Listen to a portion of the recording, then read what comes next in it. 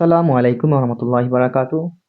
সুপ্রিয় শিক্ষার্থীবৃন্দরা, তোমরা যারা অলরেডি সিলেবাস পেয়ে গেছো এনটিসিআরসি শিক্ষক নিবন্ধন 19তম শিক্ষক নিবন্ধন পরীক্ষার সিলেবাস অলরেডি প্রকাশ হয়েছে। কোন কোন সাবজেক্ট থেকে কিরকম প্রশ্ন করবে, কোন কোন বিষয় থেকে কিরকম প্রশ্ন করবে। তো তোমরা অনেকেই দিয়ে দিয়েছো পরীক্ষা, কিংবা অনেকে আগে পরীক্ষা দিছো এবং নতুন এবং পরীক্ষা দিবি।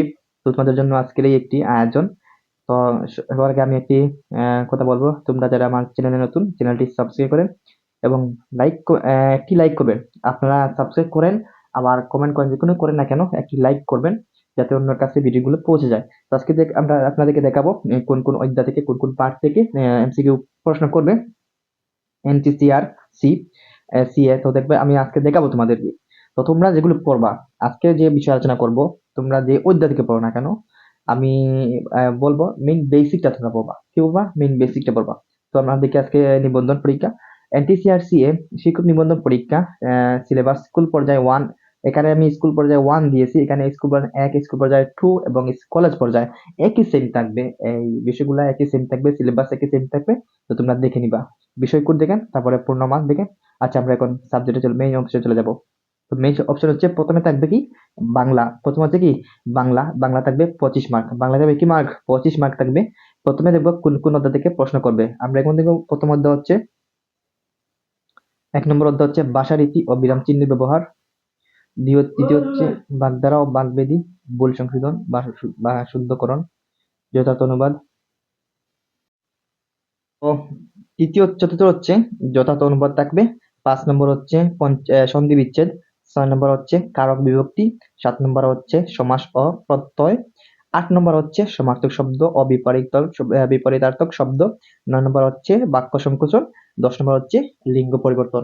তো অলরেডি তোমরা এখান থেকে বুঝে ফেলছো কি কি অধ্যায় থেকে প্রশ্ন এমসিকিউ চলে আসবে।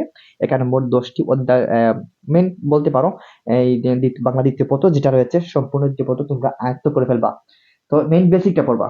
অনেকের মতো ভুল করবে না, বাজার থেকে যে কোনো মার্কেট থেকে বই কিনবা, কিনার পরে তুমি কি করবা, অনেকে পড়ে ফেলে এমসিকিউ, কিন্তু আপনারা বেসিক পড়বা, মেইন বেসিকটা পড়বা। আচ্ছা, আমরা এখন দেখবো ইংরেজি। আমরা ইংলিশ বাংলা অলরেডি শেষ করে ফেলছি, আমরা ইংলিশ দেখবো। ইংলিশের মধ্যেও 25 মার্ক থাকবে। ইংলিশের মধ্যেও কি থাকবে? 25 মার্ক থাকবে। দেখেন তাহলে 1 নম্বর হচ্ছে কমপ্লিটিং সেন্টেন্স। কমপ্লিটিং সেন্টেন্স 1 নম্বর থাকবে কি কমপ্লিটিং সেন্টেন্স। 2 নম্বর থাকবে translation. Translation Bangla to English. Translation Bangla to English. তৃতীয় হচ্ছে change of parts of speech. Parts of speech, change of parts of speech. চতুর্থ হচ্ছে right form of verb. Right form of verb. 5 নম্বর হচ্ছে filling the bank word.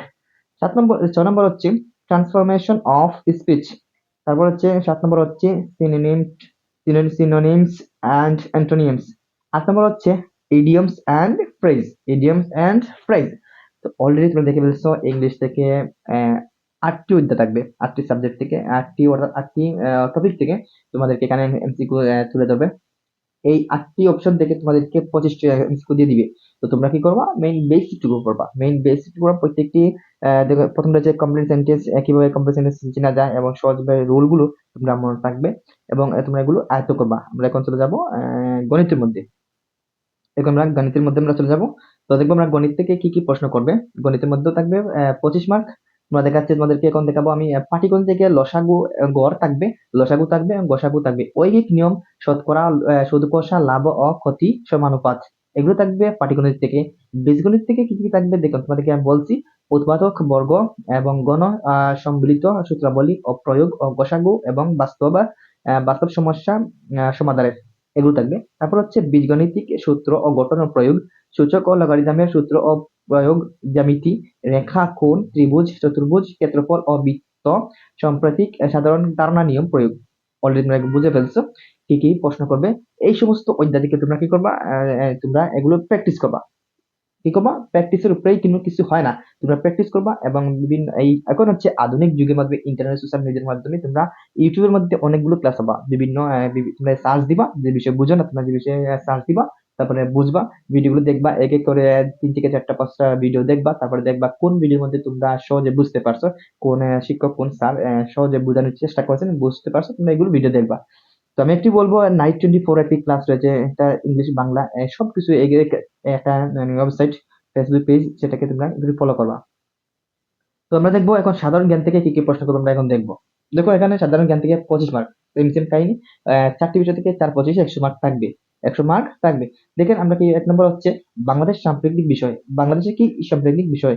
আমি 1 নম্বরের ক্ষেত্রে বলবো তোমরা এই যে গত আগস্ট মাসের বাংলাদেশে যে সরকার পতন হয়েছে, বিভিন্ন গুলাগুলি হয়েছে, হাঙ্গামা হয়েছে, আন্তর্জাতিকভাবে যেগুলো হয়েছে সবকিছু থেকে প্রশ্ন আসবে। তোমরা এগুলো আহ 2024 সালে আগস্ট মাসের যেগুলো কাহিনীগুলো হয়েছে সেগুলো তোমরা একটু লক্ষ্য করবা। তারপর হচ্ছে দ্বিতীয় হচ্ছে আন্তর্জাতিক বিষয় ও চালিত সাম্প্রতিক ঘটনাবলী।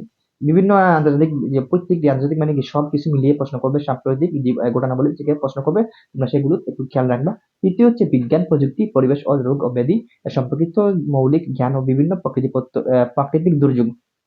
দুর্যোগ বা প্রাকৃতিক দুর্যোগ বলতে আমি তোমাদেরকে বলছি 2023 সালে 2022 সালে যেগুলো অনেক জায়গায় বন্যা করেছে, 2024 সালে অনেক জায়গায় বন্যা হয়েছে, সেগুলো একটু খেয়াল রাখবা, সেগুলো একটু অনেক প্রশ্ন চলে দিতে পারে। তো তোমরা কি করবা, একটু প্র্যাকটিক্যাল কি তোমরা এগুলো খেয়াল করবা, যাতে তোমরা সহজে এগুলিকে পাস করতে পারো, বুঝতে পারো।